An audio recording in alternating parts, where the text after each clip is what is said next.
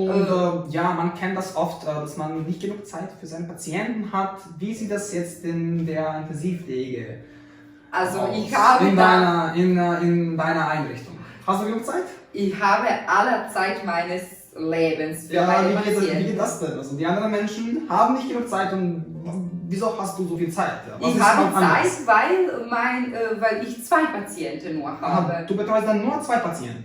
1 oder 2. Also Okay, Sandra, warte.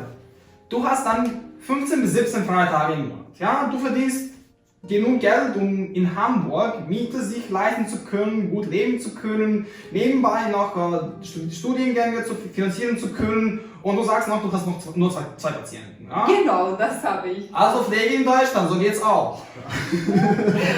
Ja, also ich bin wirklich sehr, sehr zufrieden da. Sehr zufrieden mit meinem Arbeitgeber, mit meinen Patienten.